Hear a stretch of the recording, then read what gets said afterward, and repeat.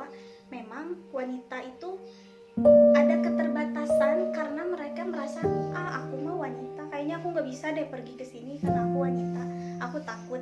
Padahal kamu wanita bukan berarti kamu nggak bisa gitu. Wanita juga harus bisa.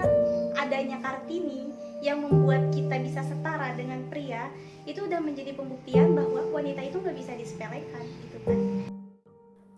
Apa sebenarnya makna dari pendidikan? Kenapa kita harus belajar?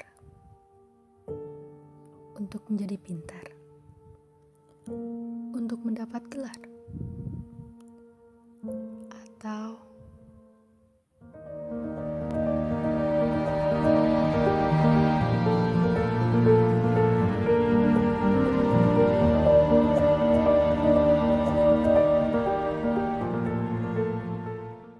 pendidikan bagi saya itu memang benar-benar sangat penting, karena pendidikan itu kalau diibaratkan adalah sebuah pewarisan, karena memang ketika kita memiliki potensi, ketika tidak ada pendidikan kita tidak bisa mengembangkan potensi yang ada pada diri kita. Oleh karena itu adanya pendidikan ini adalah sebuah wadah untuk bisa mengembangkan apa sih yang ada potensi dalam diri saya gitu. Pendidikan bagi saya yaitu pendidikan adalah suatu usaha yang harus dilakukan oleh seseorang untuk mencapai mimpinya. Saya ingin menjadi seorang guru. Sebelum menjadi guru, saya harus menempuh pendidikan untuk mencapai mimpi tersebut. Tanpa pendidikan kita nggak akan setara dengan yang lain. Misalnya saya saja gitu dengan Rina ya. Mungkin dari segi pengetahuan, segi pengalaman emang kita itu berbeda. Tapi mungkin kalau misalnya dari segi pendidikan tidak lebih unggul gitu kan. Karena Rina mengikuti jenjang kuliah sedangkan saya tidak. Tetapi kalau misalnya bakat saya dikembangkan melalui jenjang pendidikan yang lebih tinggi, mungkin kita bisa setara.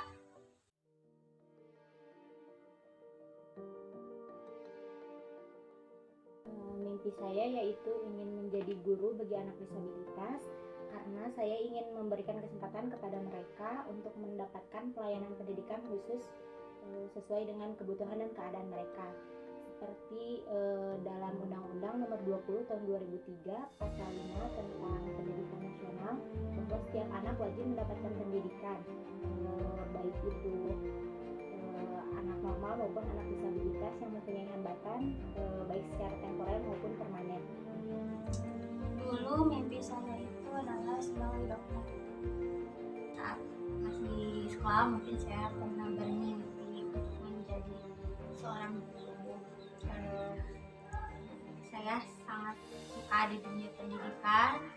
Saya ingin bisa berkontribusi di dunia pendidikan maupun di dunia kesehatan.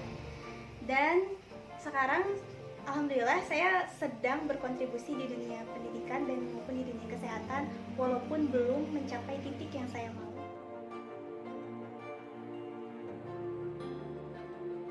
Dengan pendidikan saya mendapatkan ilmu dan pengetahuan serta pengalaman yang bisa saya dapatkan selama menempuh pendidikan tersebut. Artinya saya sekarang sedang melakukan pendidikan di universitas ini anak-anak disabilitas, di mana saya mendapatkan pengalaman selama magang bersama anak disabilitas, mendapatkan pengetahuan dari ibu dan bapak dosen di universitas saya.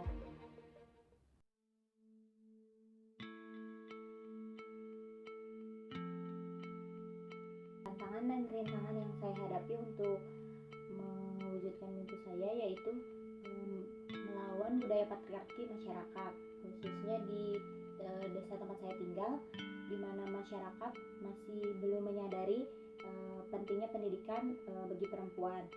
Contohnya di tempat saya tinggal banyak teman-teman saya yang putus sekolah atau tidak melanjutkan sekolah dan memilih untuk menikah. Yang paling membuat beban bagi saya adalah ketika saya tidak percaya diri akan kemampuan yang saya miliki, padahal saya mampu, tapi kayak saya merasa saya bisa nggak ya. Jadi ada rantai gajah yang belum saya putus dalam diri saya itu. Itu adalah rintangan terbesar yang memang sering saya hadapi, saya lalui. Jadi saya kalah sebelum mencoba gitu.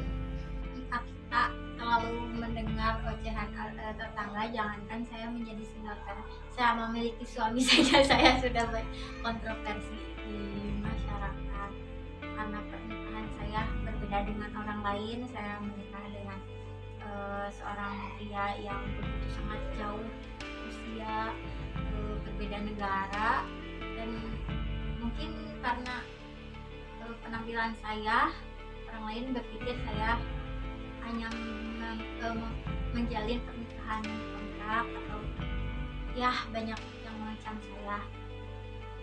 Dulu saat MA saya pernah mengikuti tes SNMPTN di Unila dan di UIN Bandung. Dua-duanya saya lulus. Namun pada saat itu keluarga saya itu ibaratnya tidak mampu untuk membiayai saya, karena kata keluarga saya yang mahalnya itu adalah biaya sehari-harinya, bukan hanya biaya kuliahnya saja. Tapi ya mungkin Tuhan berkehendak lain, saya tidak mengambil beasiswa tersebut, dan akhirnya saya malah menikah saat umur saya 20 tahun.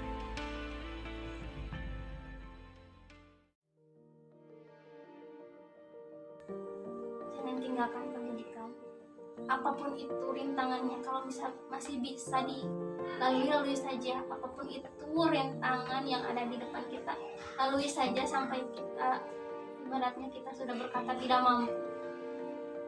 Jangan menyia-nyiakan waktu juga, gunakanlah waktu mudamu. Jangan terpikir untuk menyia-nyiakan masa mudamu hanya untuk menghindari satu masalah lalu menikah.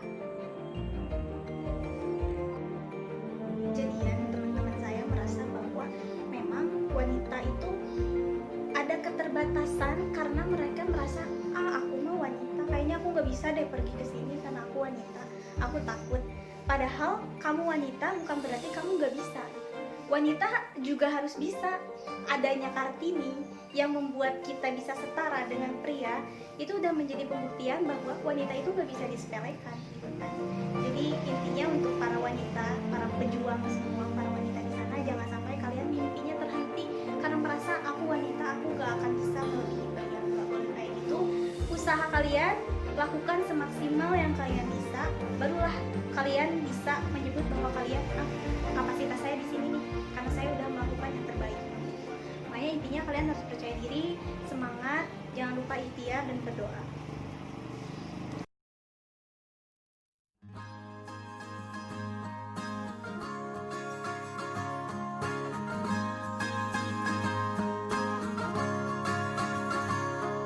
Mimpi adalah kunci untuk kita menaklukkan dunia. Berlarilah tanpa lelah sampai engkau meraihnya.